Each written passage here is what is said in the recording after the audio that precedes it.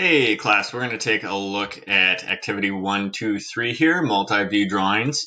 So you can look through this stuff on the textbook on your own. I just want to point out a few things here. So a multi-view drawing is great because we've talked about before, you can't take a 3D thing and show it true to form in 2 dimensions. But multi-view drawing, if you imagine like putting an object in a glass box like this, and you could like project the picture out to those sides of the glass box, you would have a true projection of it, a true picture of it on each of those things. So you can imagine taking this chair here, right, and sort of unfolding it into 3 different drawings. These are also called orthographic projections. Orthographic means at right angles. So if you're like shooting this out at a right angle from the view, you would see it. So there's sort of like these. This is the order we lay out the drawings. Because if you imagine the front view, right? If you look at me from the front, right? My shoulders are this wide. If you could fly over from the top of me, so if I'm looking out at the top, that distance is the same. So those dimensions are the same front and top, so we align it like that. The same with the front and the left side, right? If my head is this tall, if you look at me from the left, my head is still that tall. So we draw those next to each other directly over because they line up. And normally we only draw front, top, and left or right side. Usually we do front, top, left. And they're in this order. So this is like for an object here. You can imagine what this would look like in 3D.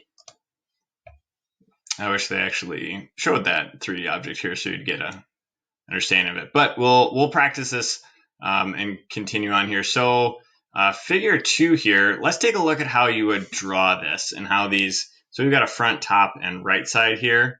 I think I said left side before. Normally we do front, top, right in this order. So the front view always goes down here, and this is the one that shows the shape the best. So I've got this printed off here. So a nice trick you can do is, because the things line up from top to bottom, I can take a ruler, and these are, you'll hear more about these like light construction lines. So I can take all my lines from the top view and just continue these down. And then I can go over to my right side view and do the same thing with horizontal lines.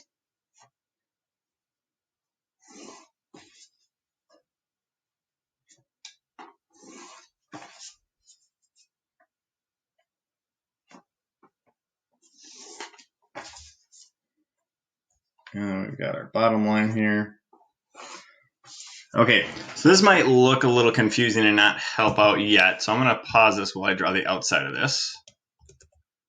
Okay, so I've outlined that original like kind of check marks there that shows the border of this. So if we look at the front, if you imagine looking at the front of this thing, you see all these dark shapes here. You see this whole thing and this here. So you can use where these lines intersect to help you see what the shape is going to be. So these are light construction lines, and then the dark lines that actually show what the shape is are called object lines. So I'm going to draw, I know this left side here comes from this line here, because this is our top view. This is our right view. So this thing on the top lines up with this corner here. So I'm going to darken in this object line, and it comes over a little bit, and then it goes down at an angle. So I know it's got to hit here where we see that same feature over on the right side.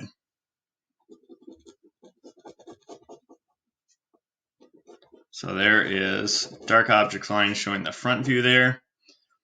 And then to draw this thing here, so I know this part of it here connects with this, and that will end here. This right side view thing is this here. So this corner has to line up with this right here. And if you don't see it yet, this can be pretty confusing thing for your brain to process, but it will start to make sense the more you practice this. So there is our front view of that shape. Now I'm going to suggest that you pause this and try this one on your own and then I'm going to show you the answer. So do this at home, pause the video. You can screenshot this and put it in Notability. You can just do it on scratch paper you have nearby. So go ahead and give this a try. Okay, so this video is getting over the 5-minute mark I was shooting for, so I'm going to quickly just talk about this.